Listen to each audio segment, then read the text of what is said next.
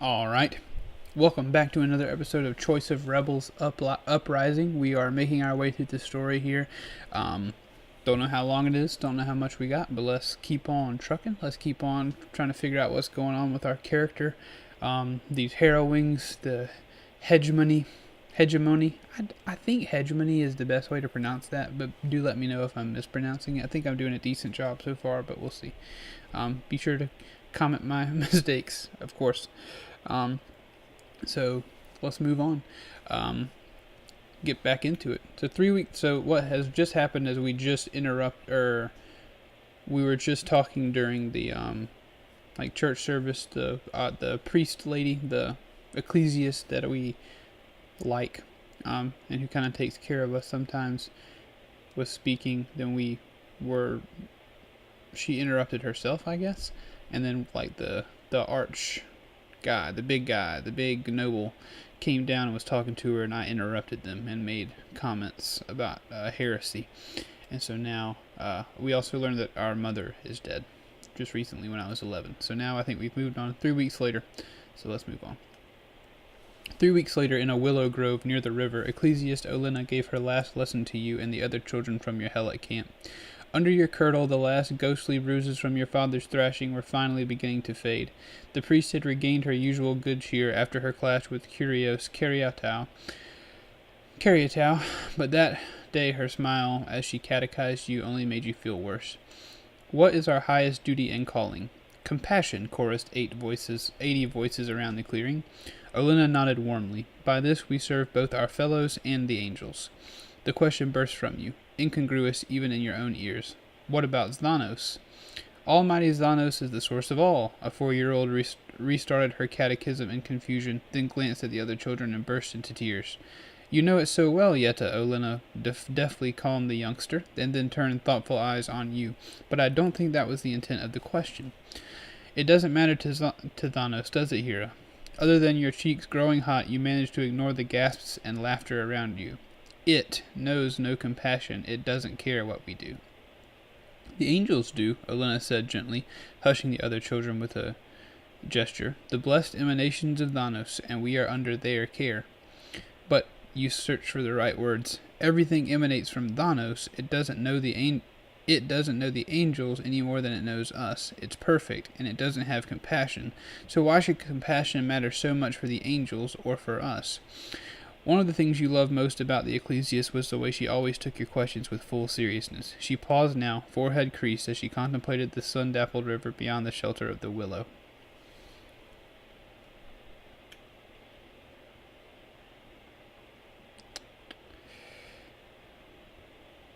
I think despite my inner turmoil, I'm going to wait silently for her to speak. When she began her answer, the Ecclesiast sounded sad and worn down. Many would say that the world proves your point, my dear. We only see compassion among humans, and not always among them. So perhaps compassion is just an incidental part of Xanos' order, applicable only in a handful of cases, an exception frequently dispensed with by both nature and humanity. She paused, then broke into a warm, confiding smile. But others say that it is not mere chance that humans, nature's apex, are called to compassion as their highest virtue. Though the angels are but one emanation of Xanos, they are perhaps the truest reflection of its perfection. Whatever the ineffable one may be, it's more than compassionate, not less. Heresy, a voice barked from the far side of the willows. Yo, that ain't good.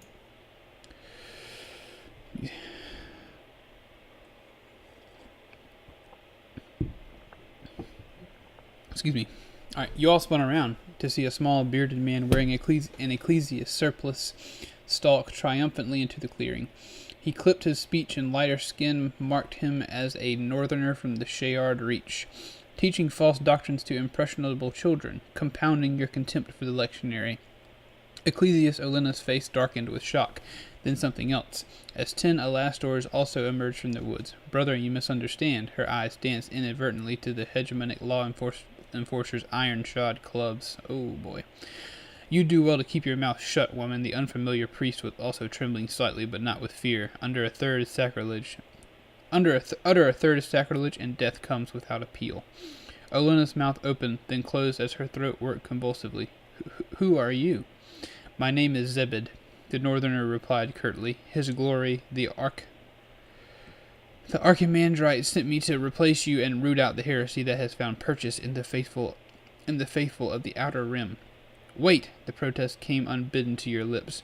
Here Olena's talking about compassion. What's wrong with that? At your challenge, Ecclesius Zebed whirled to face you. His protruding eyes turned bleakly speculative. Who owns you? Oh, so we're going to choose our gender. We're going to be a boy, because I'm a boy. Who owns you, boy? Under Zebed's inspection, you felt your throat grow parched and tight. You had seen people look at other helots that way. Never before had anyone so plainly weighed up your own life. Even if you had wanted to, you couldn't have uttered a word. Then, just as the priest's gaze flickered back toward the Elasters, Ecclesius Olena cut in. He belongs to the Aristarch, Holiness. They all do. Her voice was resigned but firm. You'll find that Curios Cariatau is quite possessive when it comes to his property. There will be easier targets. A hint of uncertainty touched Zebed's face. After a few moments, he stepped back from you and forced a minute smile. Child, your confession is on your teacher's head, not your own, and your question has given me the theme for my first Hell's Day sermon. I thank you. When you didn't respond, he sighed and started back toward Rim Square. Just before leaving the grove, he called back over his shoulder, "Beat the heretic." For an awful instant, as they drew their clubs from their belts, you thought he had set the Elasters on you. Then they surrounded Ecclesius Olena. Let's try to help her. And I was running toward them, trying to stop them with my small fists. As the iron-tipped claws began to fall and Alastar offhandedly swung his towards you, it split your scalp and knocked you to the ground. By the time you could see clearly and move again, there was nothing you could do to help. When you ran back to your home, your horror was instantly visible to your father. What's happened, boy?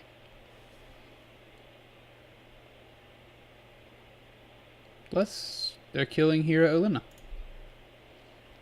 Your father's mouth twisted bitterly. Of course they are, he resumed, brusquely whetting his knife. There's only one damn lesson you ever need to learn from her, boy. This is no world for compassion. You fought the urge to strike him. The new priest, remembering Zebed's calculating eyes, you faltered. Hopefully the normal sort of priest, who will leave us alone if we stay quiet. Your father paused, studied your face. Did you give him any reason to remember you?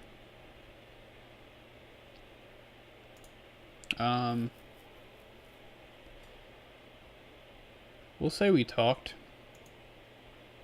Your father gaped, incredulous. You talked? I asked him what she'd done wrong. You hovered in the doorway, ready to sprint away. He thanked me, said I'd inspired his sermon. To your surprise, instead of chasing you down for a thrashing, your father leaned unsteadily against a wall. Oh, son, she's killed you. That damned Ecclesiast and your mother. Mother's nothing to do with it, you protested, feeling tears behind your eyes. Who else gave you the idea that you could question a priest? He lurched to his feet again, his face now savage. Damn it, child. Between them, they've killed you. Killed me. Before he could reach you, you fled. We got an achievement. Rescuer. A victim of hegemonic persecution survived. Someone survived because of us. Awesome. That's lovely.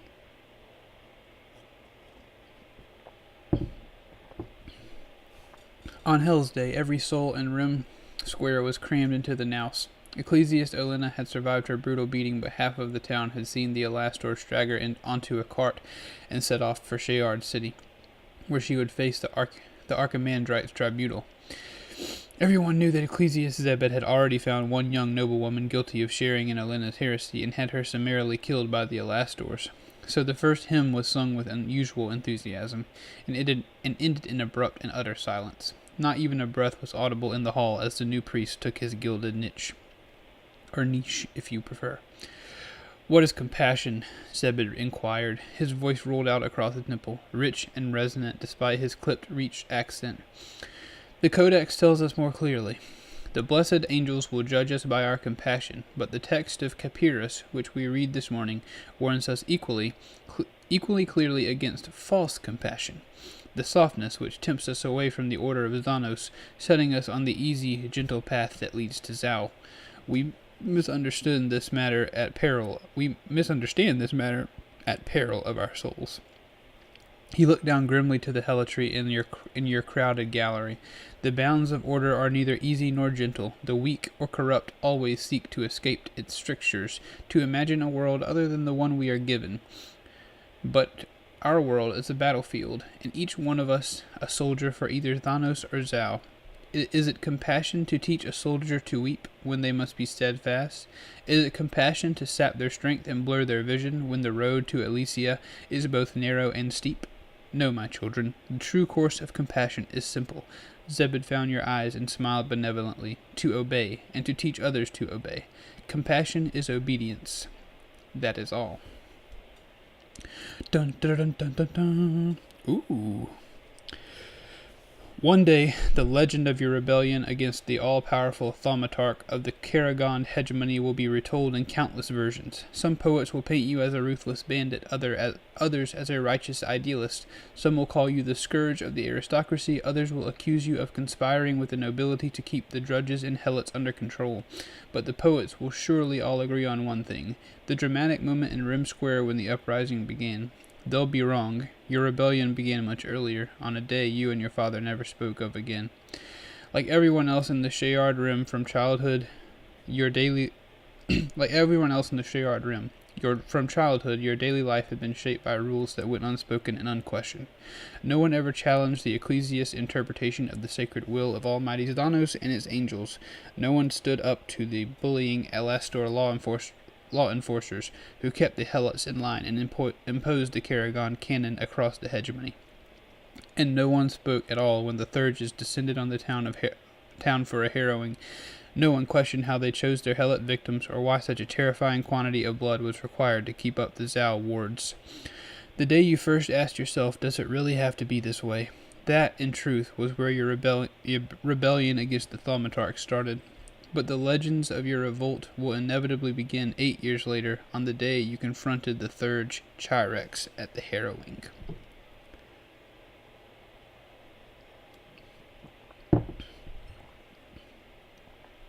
Let's begin the rebellion. Man, Chapter 1, crazy stuff. Chapter 1, the fourth harrowing. Let us continue. It is a cool, cloudy afternoon, but the hundreds of people in the town square are sweating as if it were the height of summer. 24 club-wielding Alastors have gathered the helots from the fields, disregarding the needs of the barley harvest. The yeomanry, tradesfolk and lesser gentry are under no compulsion to attend the harrowing, but a few of them are present regardless, shifting nervously at the edge of the crowd. The two Thurges stand in the middle of the agora, dressed in their customary long black coats and iron diadems.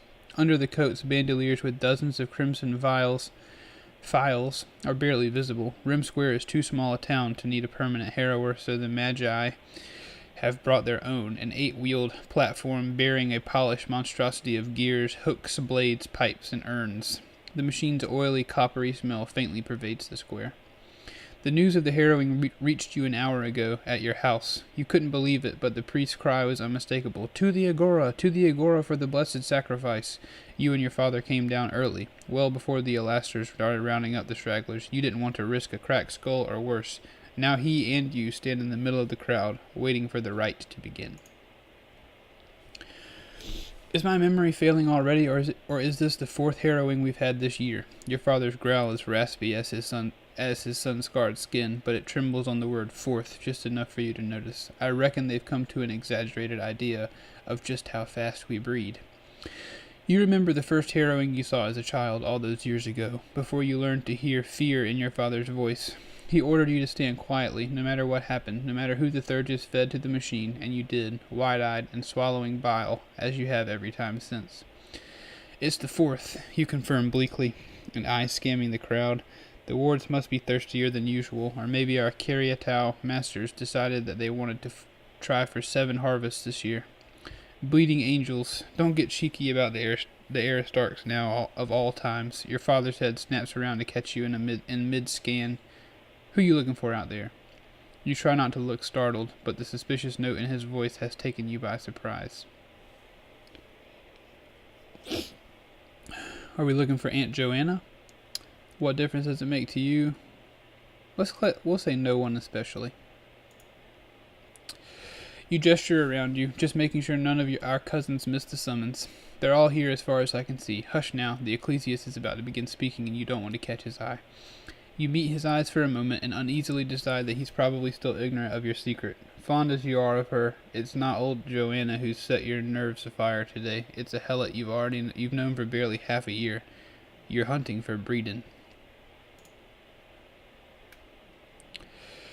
It was the morning, so we're at spring now. It was the morning after Angel Day, with the normal order of things beginning gently to reassert itself.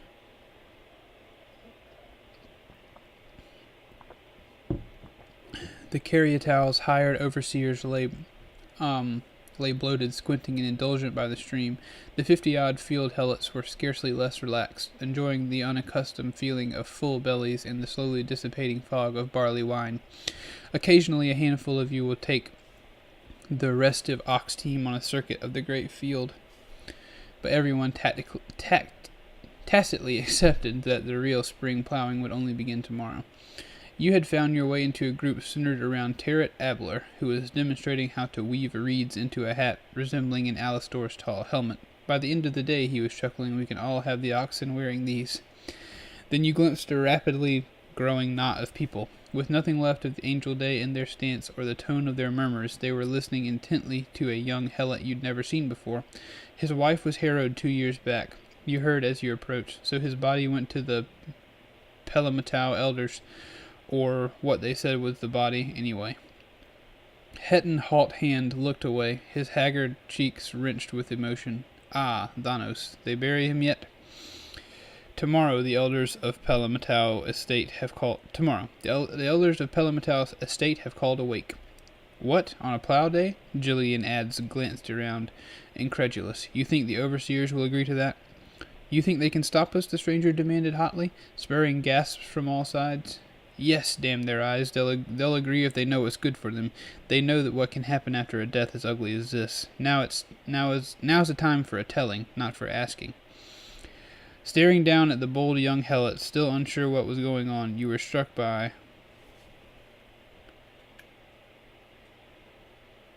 how attractive she was. We'll say how attractive she was. We'll be attracted to a lady. Next. Alright, I think this is a good place to stop for today. Sorry, I'm getting a little weary. Time to get started for work. I hope you've enjoyed us beginning this little series. If you want more, be sure to like, comment, and subscribe, and I will see you in the next video. I hope you enjoyed it. Please do leave a comment. And I will see you next time. I love you very much. Bye-bye.